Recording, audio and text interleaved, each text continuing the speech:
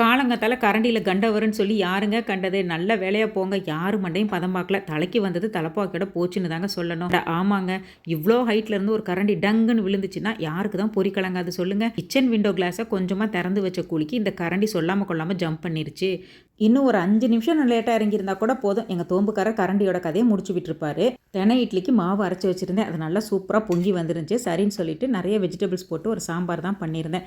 லஞ்சுக்கும் சேர்த்து வர மாதிரி தான் கொஞ்சம் நிறையாவே பண்ணியிருந்தேன். தொட்டுக்கிறதுக்கு பார்த்தீங்கன்னா இன்றைக்கி வந்துட்டு இந்த ப்ரானில் கொஞ்சம் தொக்கு மாதிரி பண்ணிவிட்டேன். அதுக்கப்புறம் நாட்டுக்கோழி 65 தான் பண்ணியிருந்தேன். முன்னெல்லாம் பார்த்தீங்கன்னா கண்ணை மூடிட்டு ஒரு கிலோ தான் ப்ரான்ஸ் வாங்குறது. ஆனால் இப்போல்லாம் ரொம்பவே குறைச்சிக்கிட்டேன். எப்போ வாங்கினாலுமே 1/2 கிலோக்கு மேலே இப்போல்லாம் வாங்குறது இல்லை. ஏன்னு கேட்டிங்கன்னா அந்த பசங்க வந்துட்டு பெருசாக சாப்பிட மாட்டேங்கிறாங்க. நீ சாப்பிடு நான் சாப்பிடுன்னு சொல்லிட்டு ஒரே வீணாக போகிற மாதிரி ஆயிடுது. ஸோ எதுக்கு இந்த பம்புன்னு சொல்லிட்டு இப்போல்லாம் வந்துட்டு 1/2 கிலோ அளவு வாங்கினாலே அதுவே நல்லா தாராளமாக போதுமானதாக இருக்குது. அன்னைக்கு லஞ்ச் நம்ம வீட்டில் இதுதான். உங்களுக்கு இந்த லஞ்ச் காம்போ பிடிச்சிருந்துச்சுன்னா மறக்காமல் கமெண்ட்ஸில் ரெட் ஹார்ட் கொடுங்க. வீடியோ உங்களுக்கு பிடிச்சிருந்தா சப்ஸ்கிரைப் பண்ணுங்கள். தேங்க்ஸ் ஃபார் வாட்சிங்.